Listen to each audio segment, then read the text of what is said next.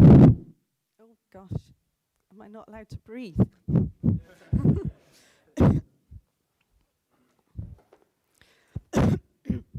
Excuse me.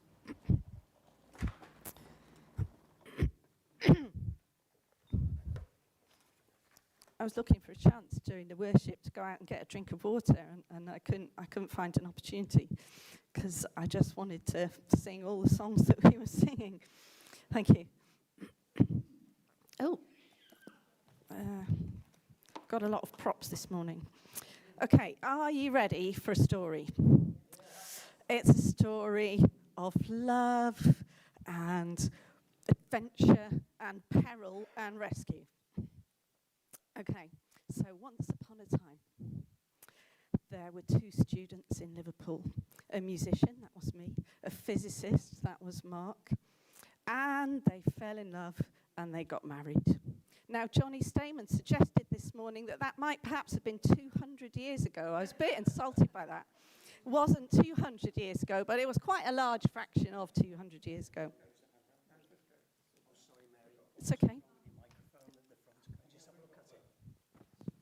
That's a right mess. But there's not supposed to be anything on the screen yet. This has come off. It's damaged here, see? Do you want me to use one of those? I'm sorry, Mary. Would you mind? Sorry about that. It's damaged. Extricate myself. Oh, thank you very much. Thank you. Thank you. Sorry about that. Yeah, thank you. Yes, 200 years ago. Thank you, Johnny. Thank you for that. We weren't insulted at all, were we, Mark? So, two students in Liverpool, we fell in love and we did get married in due course. And we decided to go on a walk for our holiday. It was quite a long walk, actually. It was a 3-week walk that we'd planned. It's called the Pennine Way. You walk all the way up the sort of centre of northern England and right over the border into Scotland. And here we are. Hopefully, yes, there we are, about to set off, 1993, that was. There we are, about to set off from our back door in our house in Sheffield. So we were actually going to walk from our house because we lived only 18 miles from the start of the walk. So we decided to spend our first day walking to the walk. Yeah, we were a bit serious in those days, and nothing's changed, probably. So, day one proper, you start in Edale, you climb up Kinder Scout, you traverse various moors, you cross the Snake Pass Road, if you know that road that goes across to Sheffield from Manchester. Then you have to climb another big hill, more moors, and then the next youth hostel where we were staying overnight before day two. And so it was a tough day of walking that we'd got planned. All went well at first. And we climbed up to the edge of Kinder Scout. Now, Johnny led a walk to Mam Tor the other week, and it's a lovely place, isn't it? All sunny, green, smooth, nice path, lovely walk. Kinder Scout's right next door to Mam Tor, and it's not like that at all. It is a horrible bog, basically. You climb up the edge, and then it's more or less flat on top, and it's just a giant flat pool of mud. And you can walk around the edge. Did we do that? No. We're serious walkers. We're going to walk the proper route that goes over the actual summit, even though it's only 1 metre higher than the edge. Never mind the bog, we can do it. Could we do it?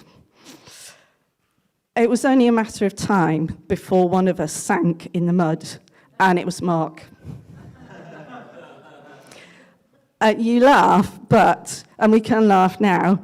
Oh yes, look, there it is. Oh, I don't even want to think about it. Mark actually sank up to his waist. Wow. Yeah, it was actually serious. Didn't quite compute how serious it was at the time, but also fog had come down, so we were well equipped. We had a map, we had a compass, and we had a whistle. Now, I blew that whistle so many times to try and summon help, but I don't know if the sound got lost in the fog or something. We could see people kind of wandering around in the fog in the distance. Maybe they tried to come toward us, we couldn't really tell. Maybe someone waved at us at one point. No one, they all disappeared again, no one came to help us. So we were just standing there really thinking, well, we've got to do something, what can we do? And we had with us, and are very well equipped as we were, a map case, this very one, I think, because you don't need to use a map case now, do you, because you have a phone. But we used to put our map in there to keep it dry from the bog. So what I did was detach this black cord here that I'm holding from there, throw one end to Mark, because I couldn't step in the bog, could I? Because then we'd be both in a pickle. Threw one end of this short, thin cord to Mark and held on to the other end myself. Do you think that's going to work? It's not very likely, is it, really? But we thought we had to try something. I just prayed, God, please let this work, because it was a pretty desperate situation, actually. We didn't have a phone. We couldn't call for mountain rescue or anything. No one had a mobile phone in 1993. So I prayed, God, please let this work. And a miracle happened. It did work. Mark came out of the mud. But it was a miracle, I'm sure it was, because it just seemed impossible that that would work. But then what do we do? We're stuck on this little island of grass in a sea of mud. Any one step could put us in the same exact situation again. Miracle number 2, a group of girls came. They were 22 or something like that. They were laughing, they were cheerful, they were just happily hopping from one grass island to another. It was such a contrast from our perilous situation that we just half managed to get out of. And so we stuck with them. We had to go all the way back to the edge where we'd started from. But they were like angels coming to help us, really, because we were so shaken after what had happened to Mark. So it would be nice if that was the end of the story, wouldn't it? But we had gone less than half of the day's walk by this point. We hadn't even had our lunch yet, although it had gone past lunchtime. So we had to walk all the way around the top of Kinder Scout, down Kinder Scout, cross really depressing, muddy moors, more mud. We didn't sink in it, thankfully, but it felt like we might. Approaching the Snake Pass Road, I said to Mark, are we actually quite close to our overnight accommodation yet? Because it was about 6 p.m. We had eaten our lunch by that point. And he said, no, we're maybe over halfway. We've got to cross Bleak Low. Now, low it was not, bleak, yes, that part of the name, correct. Mark said, yes, it is renowned for being very boggy, the path over there.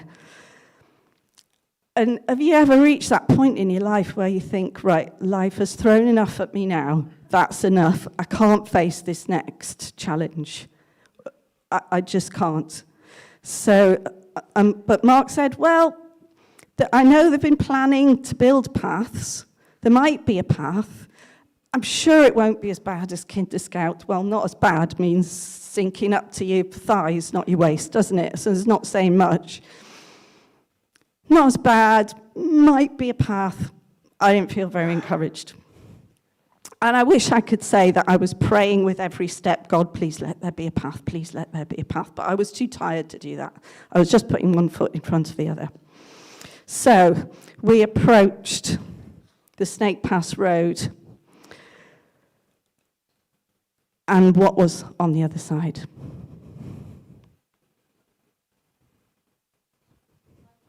Ta-da! There was a beautiful, brand new, really brand new, you could see the building materials in bags left at the side. It had only just been built. God had provided a really clear, brand new path that hadn't sunk yet. They've probably replaced that path, I don't know how many times since then, because it's just sunk in the mud. But this was brand new, and we could walk. Even though dusk was coming, we could walk really easily for the whole rest half of that day's walk, starting at 6 p.m. We arrived at our youth hostel at 10 p.m, and they'd saved us some dinner. So you can call that miracle number 4 if you like. So this morning, last week, Andy had asked Junior to preach on the topic of his choice. This morning, he asked me to speak on the topic of my choice. And guess what happened? God had a little plan for a mini-series. So last week was Navigating the Storms of Life, Part 1, and today is Part 2.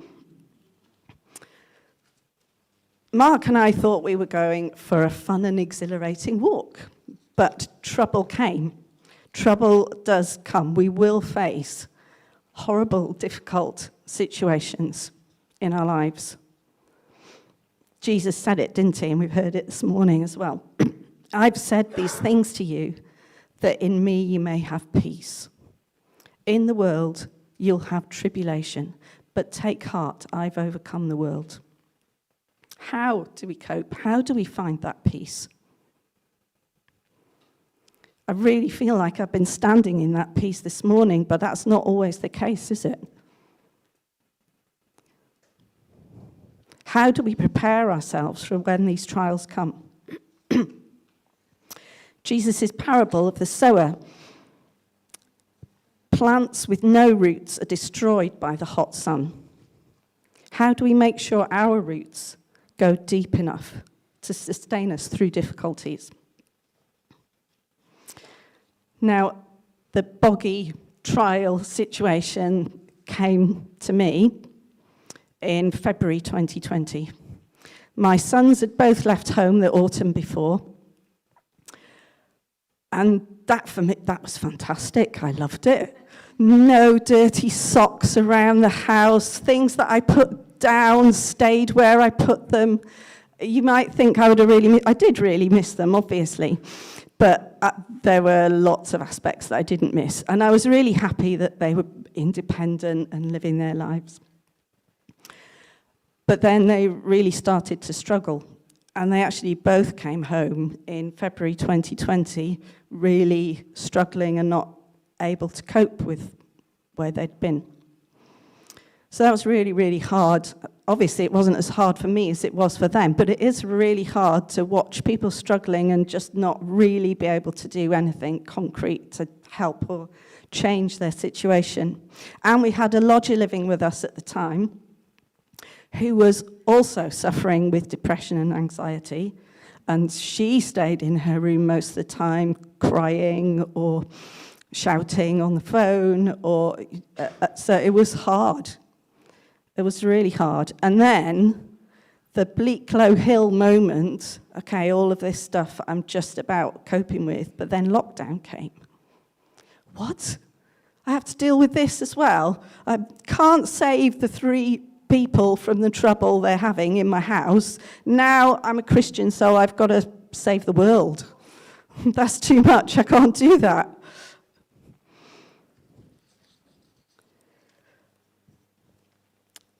Now, you might know that I really like cooking.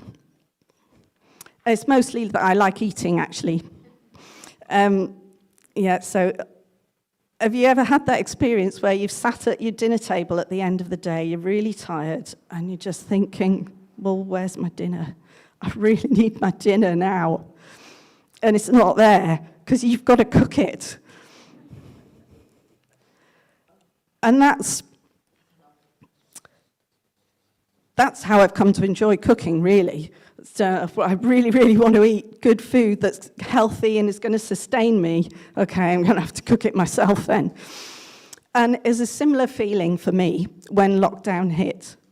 There wasn't anyone who was going to come and build those healthy roots in Jesus for me. I had to do it myself. I had to cook my own dinner. Was my relationship with Jesus strong enough to get me through all this? Had I been eating a healthy enough diet? Well, the difficulties continued, and I would say in some ways they're not the same, but the difficulties are still there. But I really feel like I've changed. But back to this point, I was trying to go through a devotional book, but it was a bit like eating just potatoes every day, really. It was a lot better than nothing, but it wasn't a full, healthy meal. It wasn't full of life. And I've been thinking and praying about the concept of us being friends with Jesus. We're called to be friends of God, aren't we? And that just seems such a weird concept.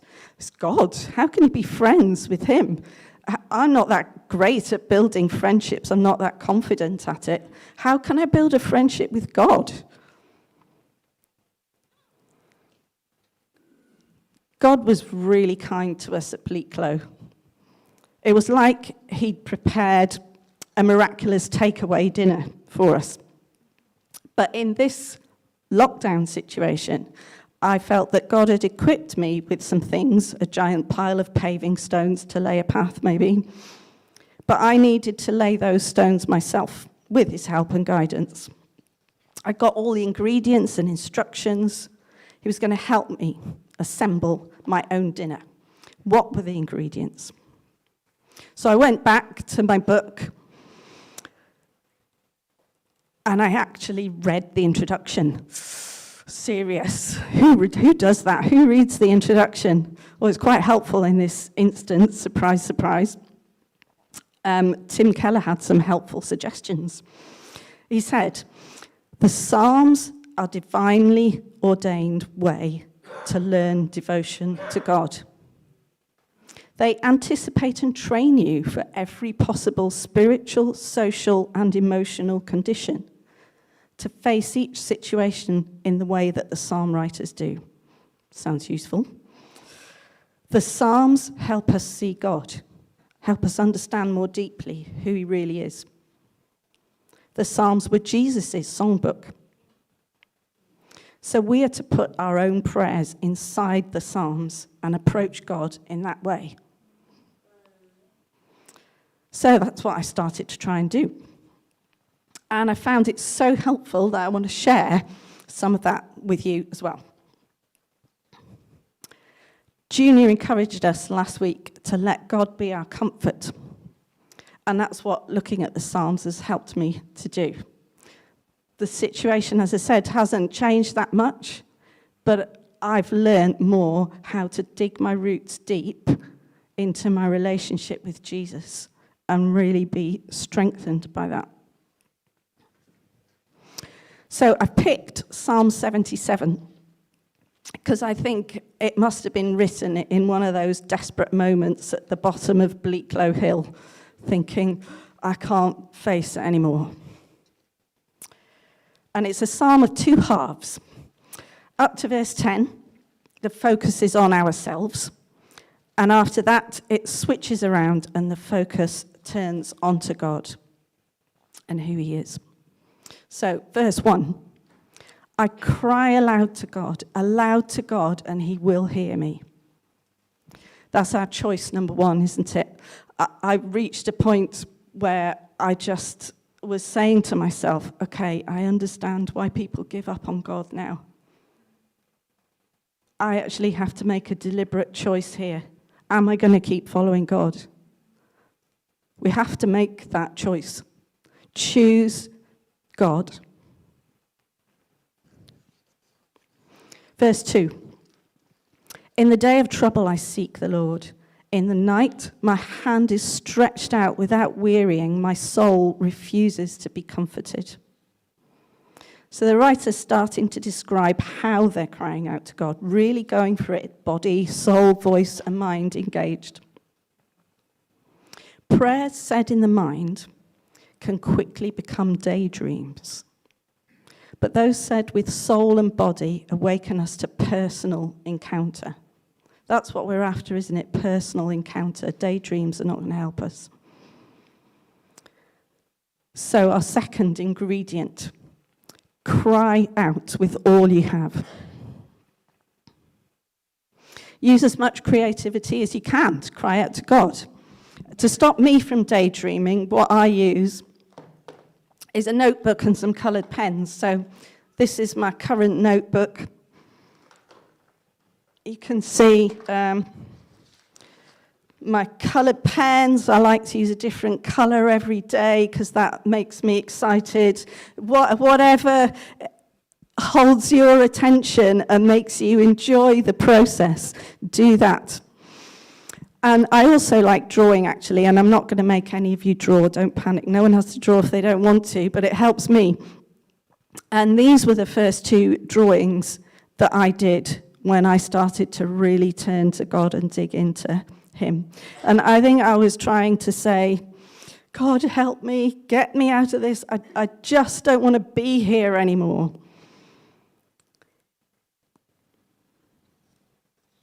So cry out with all you have. Verse 3. When I remember God, I moan. When I meditate, my spirit faints. So when we seek God, we don't always find him straight away. And we might doubt, like I did, that he's there. This Bible songwriter has experienced this problem. It's not just you and it's not just me. On the day that I started to plan this talk, I just decided what the topic was going to be. I sat down to study the Bible and seek God. Thought better do that first, hadn't I? Now I've decided that's the topic. It was like my brain was full of frogs. It was just leaping about from the weeds on the front drive, the dust on the shelves, the piano behind me. I actually sat there for an hour trying to get my thoughts to focus on what I wanted them to focus on, and I failed. It felt like that hour was complete waste, and everything for the rest of the day was late. Just have to trust God that he does see things from a completely different perspective. So that's the third ingredient. Keep going. Don't panic when things don't seem to be getting anywhere. Do you remember that horrible craze for slime a while back? Oh, it's disgusting. That's what our emotions are like if we suppress them. Squeeze them in, and they're going to burst out at some point that you don't know when it's going to be, you don't know how it's going to work. Unpredictable, uncontrolled. So this is my next point, is it's really important to be real with God. Guess what? He already knows how you feel. He probably knows better than you do. I really find it difficult to work out how I feel. I don't like thinking about feelings. God knows how I feel already. He's just waiting for me to work it out and express it to him and tell him. It might feel like you're insulting God, but if you've thought it, he knows you think it. Better to be really honest. That's our next ingredient. Be honest with God. This is what the psalmist says in verse 4. You hold my eyelids open. Maybe it's your fault, God. I'm so troubled that I can't speak. Are you going to come and help me, God? I felt God speaking to me when I was preparing this.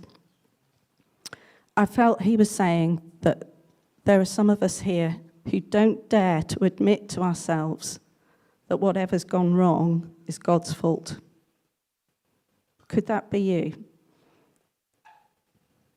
Do you feel like really deep down it's God's fault that things have gone wrong?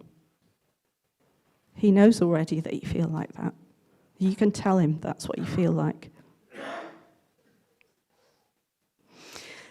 We're going to see in the next few verses that only when we ask our most honest questions can we start to apply the real truth to our real true feelings. Verse 5 says, I consider the days of old, the years of long ago. I said, let me remember my song in the night. Let me meditate in my heart.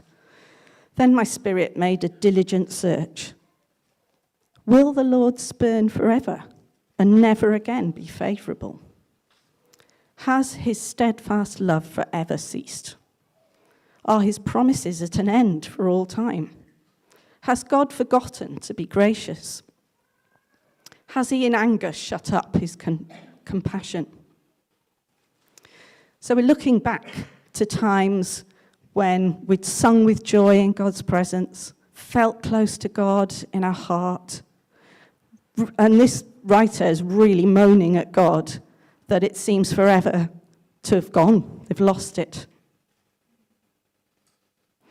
And then we have these series of questions that I just read that start to reveal some actual truth. Can it be in God's character to be grumpy? Can steadfast love cease? Well, that's the opposite thing, isn't it? Steadfast and cease. Steadfast things don't cease. Everlasting promises don't come to an end. God won't ever change his gracious nature. And God doesn't get in an angry sulk and refuse to love us. So this is our fifth ingredient. Test what you know about God. Don't be afraid to ask questions. And moan at God. Moaning at God can actually be helpful in revealing what truths about him you're struggling with. I'll give you a couple of examples from my life. I used to moan this a lot. God, I feel so weak and useless. I'm really not good at anything. And this is God's truth. It's in 2 Corinthians chapter 12. He said to me, my grace is sufficient for you, for my power is made perfect in weakness. Doesn't matter that you're weak, Mary. I'm the one who's working. My second moan, God, why did you make me this way? I don't like myself. Then I read Psalm 139. Verse 16 says, your eyes saw my unformed substance. In your book were written, every one of them, the days that were formed for me, when as yet there was none of them. On to verse 10. Then I said, I will appeal to this, to the years of the right hand of the Most High. This is the turnaround point. So far, as the writer has looked at their situation, everything they've thought about has indicated there's no comfort to be found. They sought the Lord, but they couldn't find him. The Lord has left them alone. He doesn't care anymore. But now, we're going to look at the years of the right hand of the Most High. This is our fresh, further evidence. It's the history of God's power at work. Verse 11. I will remember the deeds of the Lord. Yes, I will remember your wonders of old. I will ponder all your work and meditate on your mighty deeds. It's time to make a decision. To trust God and look to him instead of the circumstances and the difficulty. So our sixth ingredient, remember what God has done. Shift your focus off your situation and onto God. Now, in my experience, you might have to make that decision again, and then again, and again. And that's what I forgot to do when we were on that walk. Remember the story I told at the beginning? We were coming up to Snake Pass. I needed to look back and say, okay, God's really looked after us today. I know whatever faces us on the opposite side of this road, I know God's going to be with us and he's going to help me. I'd forgotten to do that. Now, different notebook. I like to have different notebooks for different things. This is my notebook of recording all of the things that God has said to me and what he's done. So I look in there and I read it every so often, and it reminds me, there's always, when I read there, there's something that I'd forgotten about that God reminds me about again. Verse 13, your way, O God, is holy. What God is great like our God? I really like this moment. We've said or sung or thought or written in our notebooks everything that we can remember about concrete, tangible things that God has done. Created the world, made a plan to save his people, sent us Jesus, rescued us from boggy situations, whatever your personal story is. But all of this is leading us now to a truth that's less tangible, but more weighty. God is holy. It puts things in a different perspective. God is a lot bigger than us and our situations. His holy nature requires us and inspires us to submit to him. Then we're in the right posture, the right frame of mind to be in his presence. And when you read Revelation, you can see that the word holy is being spoken continually in the presence of God. So, seventh ingredient, spend time in the holy presence of God. This is where we need to root ourselves, spending time going deeper into God's presence. Verse 14, you are the God who works wonders. You've made known your might among the peoples. You with your arm redeemed your people, the children of Jacob and Joseph. Spend time appreciating and praising him for his power, on display for all peoples to see, and his special care for us personally. The next bit, verse 16. Up to this point, we've had two sections, like two verses of a song maybe. The first with an I focus, the second with a you, Lord God, focus. And now we've got something a bit different. It's a bit like a poem within a poem. It's a different rhythm to the poetry, so it's like a section all of its own. When the waters saw you, O God, when the waters saw you, they were afraid. Indeed, the deep trembled. The clouds poured out water, the skies gave forth thunder. Your arrows flashed on every side. The crash of your thunder was in the whirlwind. Your lightnings lighted up the world. The earth trembled and shook. Your way was through the sea, your path through the great waters, yet your footprints were unseen. It's a story, a song about how God helped the Israelite people escape from Egypt. Once we're aware of God's presence and we're sitting with him, he can start to encourage us and remind us of what he's done for us. Let him bring songs to your mind that you can use to worship him. Let him remind you and encourage you with the things that he's done. So we've arrived at our cooked dinner. We're in God's holy presence, listening to him and letting him encourage and comfort us. Back in verse 6, the writer had asked to remember the way they used to sing to God in the past. And now here they are singing to God again. So we've had to work for it, but we've put in all our ingredients, and God has welcomed us into his presence to eat with him. And there's one final verse to look at. Verse 20. You led your people like a flock by the hand of Moses and Aaron. Now, I think this is an acknowledgement of identity. We are God's people, his flock. We trust in him. We know he's made a way for us through Jesus, the one true shepherd. We know that we can dwell in the holy presence of God. So this is our final ingredient. Remember your identity. This is our stability and comfort, hidden in Christ, kept safe by the shepherd. This is the place we call home. So, what have we learnt? The promise of the book of Psalms was that we would learn devotion to God. Well, we've seen from verses 1 and 10 to 12 that it takes conscious effort to cry out to God and to focus on him. Understand more deeply who God is. Well, in verse 13, we started to recognize how big God really is.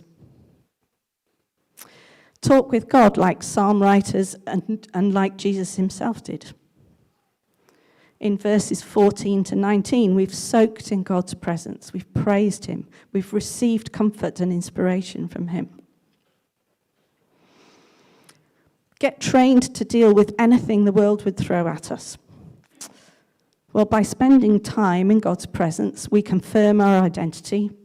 We build a habit of dwelling and trusting in him. That's what being rooted in Christ looks like. So, eat your dinner every day. So to recap today's ingredients: choose God. Cry out to him with all you have. Keep going. Be honest. Test what you know about God. Remember what God has done. Spend time in the holy presence of God. Let God speak to you and inspire you, and remember your identity.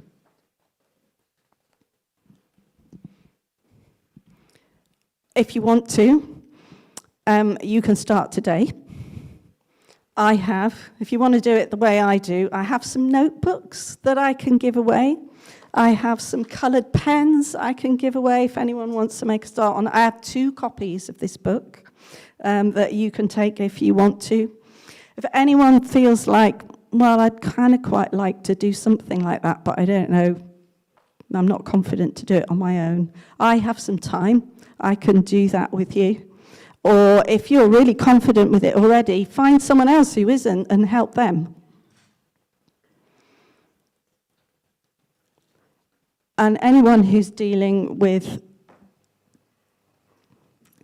real difficulty, difficult situations, struggling to find God, really wanting to press in, we would love to pray for you.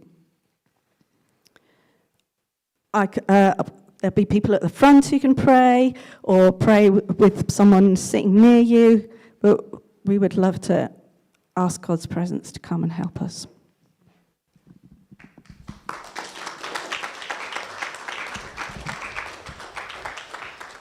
So, if I could be so bold as to ask us to start cooking together. My fear is that we leave today and don't actually put into practice what Mary has challenged us with. So what I'm going to suggest is that we can't do every single ingredient right now, we probably don't have time, but we can start with the first thing, which is to cry out to God, and we're going to do that by singing a song or 2 songs now. So we're going to cry out to God together, and then after that, I wonder if there's just an opportunity for us to pray together just in 2s or 3s, just where we're at. And I'm specifically looking at 3 ingredients, okay? So in the verses 10 onwards, so verse 10 to 12, it was remember what God has done. So pray prayers of thanksgiving for who God is and what he's done. And verse 13 to 15, it was dwell in God's presence. So after you've prayed your prayer of thanksgiving, why don't we pray for more of Jesus in our lives, more of his presence, so that we're transformed into his likeness as we go out into the world. And then verse 16 to 19 was let God speak to you. So in your 2 or 3, why don't you just have a moment of silence after you've prayed those prayers to see if God impresses anything on your heart. So we'll start by crying out together, and then we'll have a time of prayer after. Let's stand as we sing.